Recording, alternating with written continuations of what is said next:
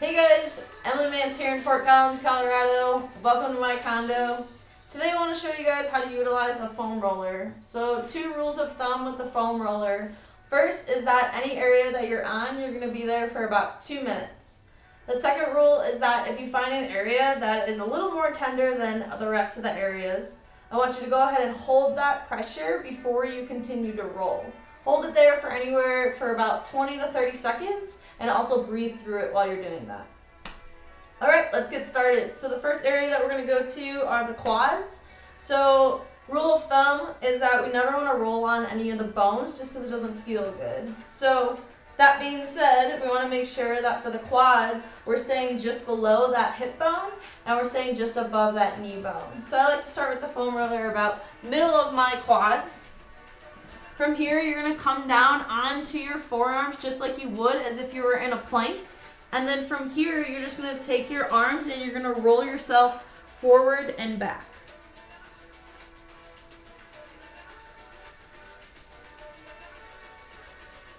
Now, if you'll also notice that I have my feet in a neutral position, I want you to stay there for about a minute, and then after that minute, we'll take those feet and we're going to point them out to the sides. All we're doing here is we're opening up that quad, just allowing ourselves to foam roll it a little bit more.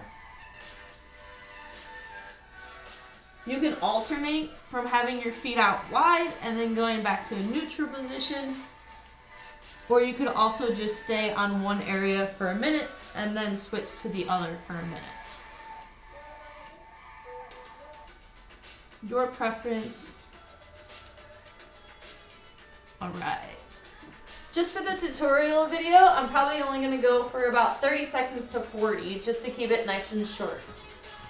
Next, we're going to go to the IT band. So for the IT band, whatever leg you want to target, that leg is going to stay straight. So your IT band is located on the outer part of your leg. So for this example, I'm going to show you on my right leg. So you're going to take that foam roller and you're going to remember that rule that I said about the bones. So we always want to stay just below that hip bone, and we also want to stay just above that knee bone. But we want to make sure that we're getting that entire area, okay? So from here, I'm going to focus on getting my right leg. So my right leg will stay nice and straight, and then my opposite leg is going to go cross over my body, and it's going to act like a guide, okay? So your leg's going to act like a guide, and then your arm over here is also going to act as a guide, okay? So this is what it looks like. So you can notice I'm using this leg and this arm to help keep me balanced on the foam roller, and then also I'm using that as leverage to move me back and forth.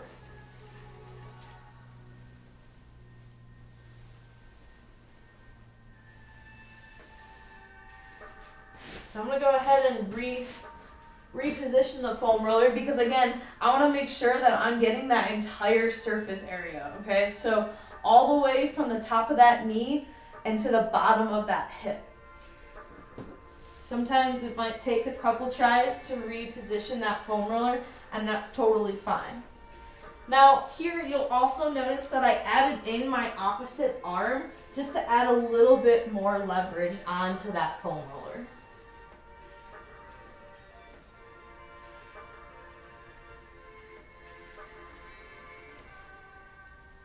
Alright, nice job. So you would just go ahead and do the same thing on the other leg, just making sure that that opposite leg is the one that is staying straight this time, and then just crossing over. Alright?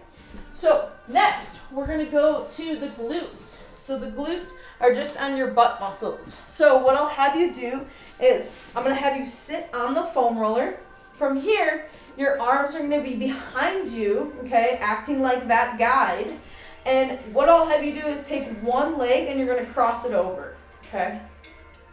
From here, whatever knee you decided to pick, we're going to have you lean towards that knee, okay? So always just think, okay, whatever knee I cross over, that's the way I'm also going to lean, okay? And that's the glute that we're going to hit. We're going to break it up left and right.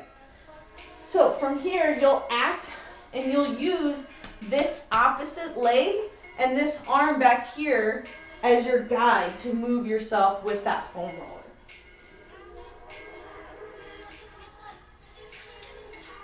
So I'm rolling all the way to the bottom of that hip bone, and then I'm going all the way to that piriformis, right where the hamstring and the glute meet.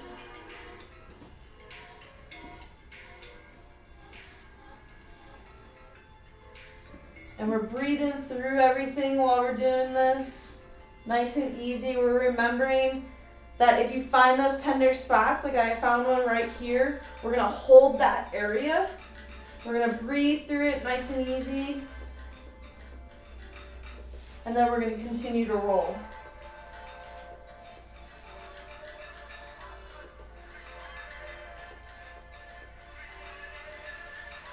All right, nice job. All right, so you would just do the same thing for the opposite glute. Next, we're gonna move on to the calves. So, a couple different ways we can do this one. So you can do this both together or opposite, and I'll tell you the difference. So doing them together is a little bit harder on your upper body, just because you have to use those arms as leverage to move your legs back and forth, right? So it takes a lot of strength and it gets tiring on the upper body. So I always recommend maybe starting doing that way, and then you can go into the single leg.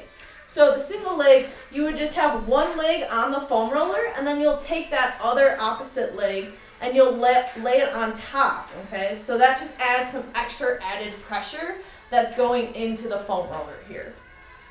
From here, you'll also lift up onto those arms, okay? So this also might be a little bit too challenging for some people, but it's good because you can add that extra pressure, okay? Now say both those are too much on your upper body, it's too tiring, but you still want to foam roll those calves, right? So all you'll do is you'll take that opposite leg, you're gonna place it down in front of you. Now that leg and your two arms will act as a guide for that foam roller. Takes a lot of pressure off from your upper body, and it really acts like a nice guide here, this other leg. Now, when you're doing this, I also want you to remember that you're taking that foot and you're rotating it back and forth, side to side, just making sure that we're getting that entire calf. The calf can be a big belly. I know I have big calves. So just making sure that we're getting that entire surface area. And again, we're staying just above that ankle bone and then just below that knee bone. Try out both ways, see which one you like, see which one you don't like. I personally like the added pressure one just because it's a little bit more. Thanks for tuning in to me. If you guys have any other questions, concerns, please let us know. We are here for you guys throughout this coronavirus stuff. Let us know if we can help in any way. We're going to be giving you guys more videos, Cube Fit videos, anything we can to help you guys and support you guys. We are here for you guys in this time.